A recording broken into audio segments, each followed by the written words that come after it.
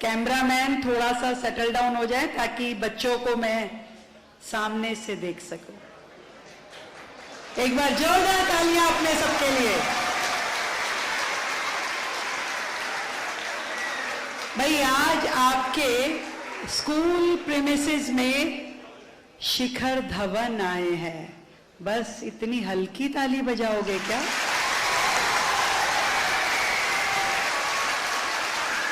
और अकेले नहीं आए हैं, शिखर अकेले नहीं आए हैं, सोफी धवन भी साथ आई है।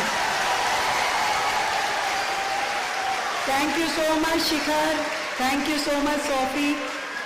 ये आपका इनिशिएटिव हमारे स्कूल के बच्चों के लिए बहुत ही जरूरतमंद है और शानदार है।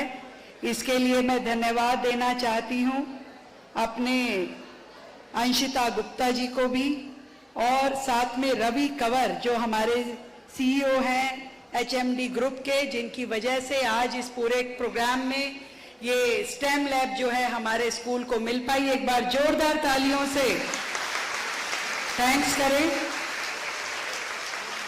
हमारे इस स्कूल के प्रिंसिपल अनिल प्रकाश यादव जी यहाँ हैं, हमारे डीएम एसएस परिहार जी हैं, विकास कालिया जी हैं, और इस हॉल में बैठे हुए आप सभी बहुत ही ऐसे लोग जो हमेशा से स्कूल की डेवलपमेंट से जुड़े रहे।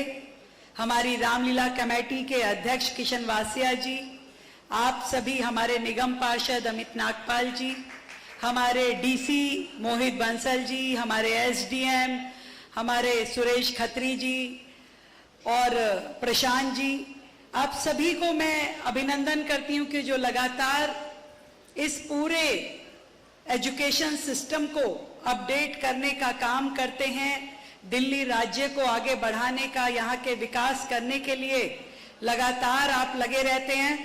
और शिखर ने मेरा वेलकम किया, पर मैं बताना चाहती हूँ शिखर जी कि this is my constituency Shalimar Bagh, you are welcome over here. ये मेरी ही विधानसभा का वो स्कूल है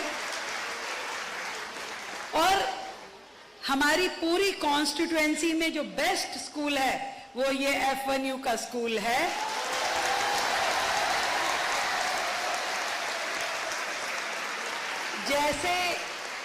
जैसे लोग वसंत वैली के लिए, मॉडर्न के लिए अप्रोचेस लगाते हैं, तो गवर्नमेंट स्कूल्स के सिस्टम में यदि कोई अप्रोच लगती है तो F1U स्कूल के लिए लगती है।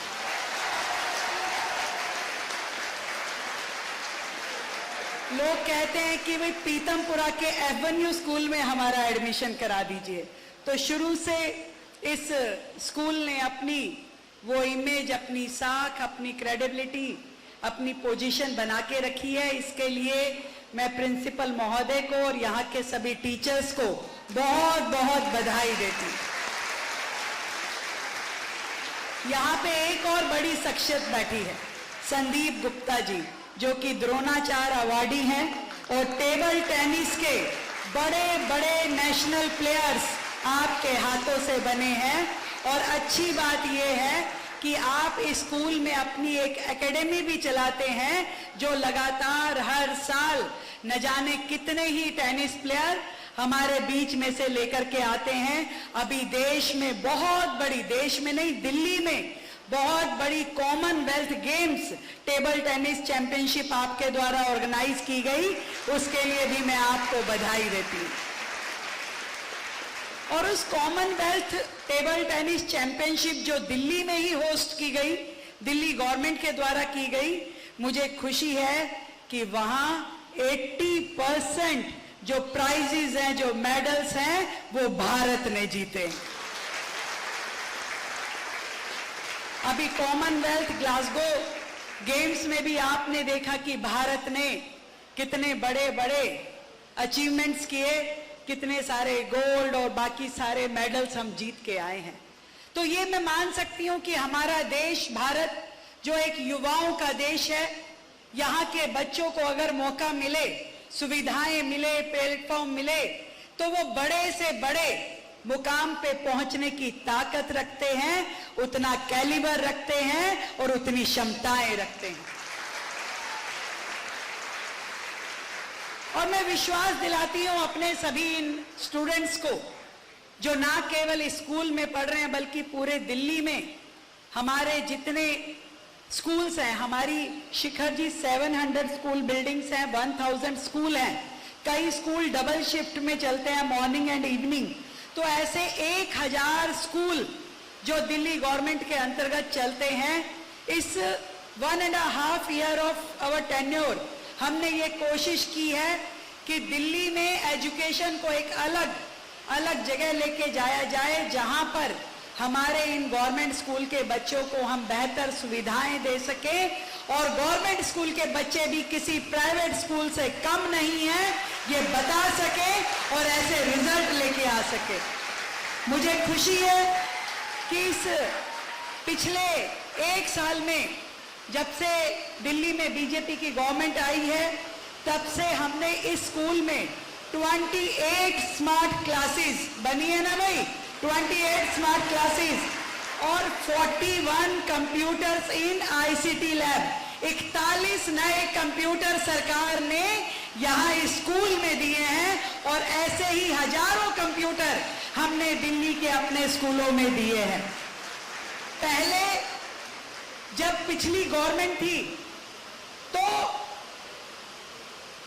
बातें बड़ी बड़ी होती थी पर काम नहीं होते थे, पर इस बार बच्चों तक वो सुविधाएं पहुंचे और हमारा टारगेट है कि आने वाले समय में हमारे जितने स्कूल हैं और जितनी क्लासेस हैं, हर क्लास को स्मार्ट क्लास बनाया जाए और हर स्कूल में अपनी कंप्यूटर लैब हो, अपनी लैंग्वेज लैब हो, अपनी स्टेम लैब हो और अपना बढ़िया स्पोर्ट्स ग्राउंड हो, जहां पे हर बच्चा शिखर धवन जैसा टैलेंटेड बन सके।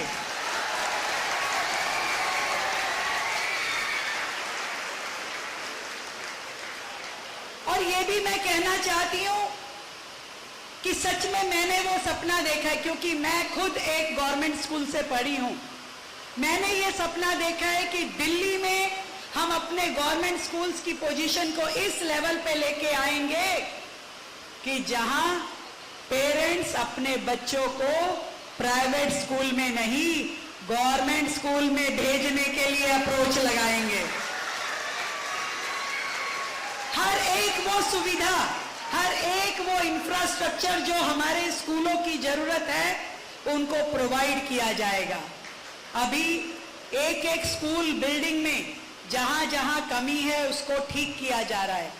लगभग 30 नई स्कूल बिल्डिंग बनाने का काम जारी है। पिछले साल हमने 9000 स्मार्ट क्लासेस अपने स्कूलों में दी थी और इस साल फिर से 9000 स्मार्ट क्लासेस अपने स्कूलों को दी जाएगी।